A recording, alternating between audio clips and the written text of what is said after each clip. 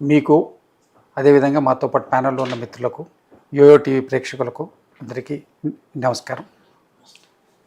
2 సంవత్సరాలు పూర్తి చేసుకుంటున్నటువంటి కాంగ్రెస్ పార్టీ ప్రభుత్వం, రేవంత్ రెడ్డి గారి నేతృత్వంలో ఉన్నటువంటి కాంగ్రెస్ పార్టీ ప్రభుత్వం 2 సంవత్సరాలుగా అనేక టార్గెట్స్ని రీచ్ అయింది. 47 టార్గెట్గా ఒక విజన్, రాష్ట్ర అభివృద్ధి కోసం ఏ ప్రభుత్వమైనా ఈ 5 ఏళ్ల ప్రణాళికనే కాకుండా భవిష్యత్తు ఒక 20 సంవత్సరాలు 30 సంవత్సరాలు ఆలోచించి చేయడం అనేది, పూర్వం రాజీవ్ గాంధీ గారు కూడా 2000 విజన్ అని చెప్పి ఆయన చేయడం, అప్పుడు టెక్నాలజీ, ఇప్పుడు ఐటీకి సంబంధించిన అన్నిటికీ అప్పుడు పునాదులు వేయడం, దాని యొక్క వల్లనే ఈరోజు ఇంత అభివృద్ధికి పునాదులు రాజీవ్ గాంధీ గారి ప్రభుత్వంలో పడ్డాయి. ఒక విజన్ అనేది ఒక ప్రభుత్వానికి ఉండడం అవసరం. చంద్రబాబు నాయుడు గారు కూడా పెట్టినట్టున్నారు కదా తెలంగాణ విజన్ 2022. విజన్ 2020 చంద్రబాబు గారిది. ఇప్పుడు 47 అంటున్నారు. సరే, ఇప్పుడు అందరూ అంటే 47 అనే కారణం ఏంటంటే 100 years అవుతుంది అప్పటికి మనకి ఇండిపెండెన్స్ వచ్చి. ఆ రోజు వరకల్లా మా దేశం ఎట్లుండాలి, మా రాష్ట్రం ఎట్లుండాలని, ఏ రాష్ట్రానికి ఆ రాష్ట్రం, ఏ దేశం మొత్తం ఒక ప్రణాళికాబద్ధంగా ముందుకు పోతుంది. ఈ యొక్క లక్ష్యాలు అనేవి అవసరం అందరికీ. ఆ లక్ష్యాల్లో కాంగ్రెస్ పార్టీ టార్గెట్స్ ఏమిటంటే వ్యవసాయము, అదేవిధంగా ఇండస్ట్రీసు, విద్య, వైద్యం, మౌలిక వసతులు, ఈ కావాల్సిన ప్రజా అవసరాలు, అదేవిధంగా ఈ అభివృద్ధి, ఇరిగేషన్లో కానివ్వండి, వ్యవసాయాన్ని ఏ విధంగా అభివృద్ధి చేయాలి, అభివృద్ధి చెందినటువంటి ఇండస్ట్రీస్ ఏమున్నాయి, ఇంకా ఏ రంగాల్లో మనం ముందుకు పోవాలి, ఐటీ కానివ్వండి, ఇప్పుడు మనం హార్డ్వేర్ ఇండస్ట్రీస్ కానివ్వండి, అనేక రకమైనటువంటి పరిశ్రమలు ఉన్నాయి, మనకు సర్వీస్ సెక్టార్స్ ఉన్నాయి, ఇండస్ట్రీసు. ఈ అన్ని సెక్టార్స్లో ఏది అనే దానికి ఒక మన పాలసీ డాక్యుమెంట్ తయారు చేసుకుంటున్నటువంటి సందర్భం ఇది. ట్రిలియన్ డాలర్ ఎకానమీ మనము ఒక 2033 వరకల్లా, అంటే ఒక 10 years, ఇంకొక 7 years టార్గెట్ లోపల దాన్ని రీచ్ కావాలనేది ప్రస్తుతం ఉన్నటువంటి టార్గెట్. ఎకానమీని ఏ విధంగా పెంచుకోవాలి, పెంచుకునడంతో పాటు ఆ ఎకానమీ వచ్చేటువంటి సంపదను పేదలకు ఏ విధంగా పంచాలి.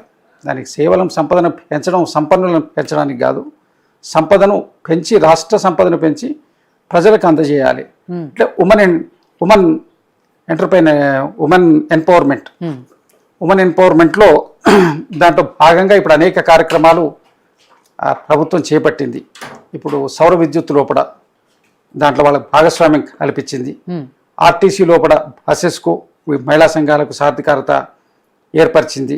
అదేవిధంగా ఇప్పుడు అనేకమైనటువంటి ప్రభుత్వ కార్యక్రమాల్లో మహిళా సంఘాలకు, మహిళలకు పెద్దపీట వేసేటువంటిది, మహిళలను కోటీశ్వరులుగా చేయాలనేటువంటి ఒక లక్ష్యంతో ప్రభుత్వం పనిచేస్తుంది. ఎందుకంటే మహిళలకు గనక పూర్తి ఆర్థిక సాధికారిత గనక ఏర్పడితే కుటుంబము, ఆ రాష్ట్రము, ఆ దేశం అంతా సంపన్నం అవుతుంది. ఎందుకంటే స్త్రీ ఫైనాన్స్ కంట్రోల్ చేస్తుంది, పొదుపుగా వాడతారు.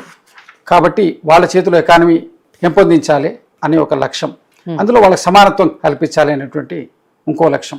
ఈ అన్ని లక్ష్యాలతోటి, అంటే సామాజికంగా, ఆర్థికంగా పెంచుకుంటూ ఉన్నటువంటి సంపదను, వచ్చిన సంపదను పేద ప్రజలకు ఏ విధంగా పంచాలి అనేది, పంచడం అనేది అందరూ అనేక ప్రణాళికలు ఉన్నాయి. ఇప్పుడు దానికి కావాల్సినటువంటి బడ్జెట్ను ఏర్పరచుకునే ఒక దిశగా ప్రభుత్వం ముందుకు పోతుంది. దీంట్లో వ్యవసాయ రంగానికి కూడా ఇప్పుడు మొన్న జరిగినటువంటి వరి కొనుగోళ్లలో ఎప్పటికప్పుడు డబ్బులు వేయడం ఒక పద్ధతి ప్రకారం జరిగింది. ఇంతకుముందు నెలల పర్యంతరం ఎదురు చూడాల్సి వస్తుందంటే ఒక్కొక్క రంగాన్ని సరి చేసుకుంటూ వస్తున్నారు. ఇప్పుడు మళ్ళీ ఐటీలో కూడా ఇప్పుడు అడ్వాన్స్ టెక్నాలజీస్ ఏవైతే ఉన్నాయో వాటిని ఎట్లా మనం దాన్ని ఇది చేసుకోవాలి, వరల్డ్ మార్కెట్లో అప్ టు ది మార్క్ ఏ విధంగా మనం స్టాండ్ కావాలనే దాని మీద గత వచ్చిన 2 years నుంచి, డే బిగినింగ్ నుంచి ఇప్పటి వరకు దాని మీద పూర్తి ఎక్సైజ్ చేయడం, దానికి ఒక స్థాయికి రావడం జరిగింది. అనేక ఇండస్ట్రీసు, ఎందుకంటే హైదరాబాద్ కానివ్వండి, హైదరాబాద్ సరౌండింగ్ ప్రాంతాల్లో ఉన్న మున్సిపాలిటీస్ని అన్నింటిని కూడా ఏకం చేసి ఇది ఒక పెద్ద మహానగరంగా ఏర్పరిచి ఇక్కడ అనేకమైనటువంటి వ్యాపారాల కేంద్రంగా చేయాలనేటువంటి లక్ష్యంతో హైదరాబాద్ డెవలప్మెంట్ను కూడా దీంట్లో ఒక ప్రధానమైనటువంటి భాగంగా చూసి ముందుకు వెళ్తున్నారు. గ్రామీణాభివృద్ధి, పట్టణాభివృద్ధి, మహిళా అభివృద్ధి, అదేవిధంగా సంక్షేమ కార్యక్రమాలు, ఇవన్నిటినీ సమానమైనటువంటి విధంగా సమతుల్యం చేసుకుంటూ ప్రభుత్వం ముందుకు తీసుకువెళ్ళి విద్య, వైద్యము, ప్రజలకు కావాల్సిన మౌలిక వసతులందరినీ అందజేయడం కోసం సంపదను పెంచుకునే దిశగా తెలంగాణ ప్రభుత్వం ముందుకు పోతుంది. దాంట్లో భాగంగా 2వ సంవత్సరం కాంగ్రెస్ ప్రభుత్వం ఏర్పడిన తర్వాత వచ్చినటువంటి దాంట్లో ఈ 2 సంవత్సరాలుగా ఏం జరిగింది? రుణమాఫీ చేశాం, ఉచిత బస్సు నడుస్తోంది, కరెంటు ఇస్తున్నాం, సిలిండర్స్ ఇస్తున్నాం, సన్నబియ్యం అనే ఒక పథకాన్ని ప్రారంభించి అందరికి కూడా అందజేయడం జరుగుతుంది దేశంలో ఎక్కడా లేనటువంటి విధంగా. అదేవిధంగా అనేకమైనటువంటి అభివృద్ధి కార్యక్రమాలకు ఇంకా చేయాల్సినవి ఉన్నాయి, అవన్నిటిని కూడా పూర్తి చేసే దిశగా ప్రభుత్వం ముందుకు పోతుంది, ప్రణాళికాబద్ధంగా పోతుంది. దానికి ఎవరికైనా ఒక డాక్యుమెంట్, ఒక విజన్ అనేది ఉండాలి. ఆ విజన్ ప్రకారం వెళ్తోంది. దీనికి కావాల్సిన దాని మీద అనేక విధాలుగా ముఖ్యమంత్రి గారు, ఐటీ మినిస్టర్ శ్రీధర్ బాబు గారు వీళ్ళందరూ కూడా దాని మీద ఎప్పటికప్పుడు చెప్తున్నారు. ఈ 13 రోజులు జరిగే కార్యక్రమాలు ఏ జిల్లాకు పోతే ఆ జిల్లాలకు ఏ విధంగా అభివృద్ధి చేస్తారు, అక్కడ ఉన్నటువంటి స్థానిక వనరులు ఏమిటి, అక్కడ ఏ విధమైనటువంటి అభివృద్ధికి మనం చేయగలుగుతాం అన్న దాని మీద ప్రజలకు వివరిస్తారు. దాని మీద డీటెయిల్ స్టడీ జరుగుతుంది. ఓవర్ ది పీరియడ్ ఒక 6 నెలల సంవత్సరంలో అవన్నీ కూడా కార్యరూపం దాల్చడానికి ఆస్కారం ఉంది. సో రామరెడ్డి గారు, కాంగ్రెస్ ప్రభుత్వం ఏర్పడి 2 ఏళ్ళు అవుతున్న సందర్భంగా ఏదైతే తెలంగాణ రైజింగ్ 2047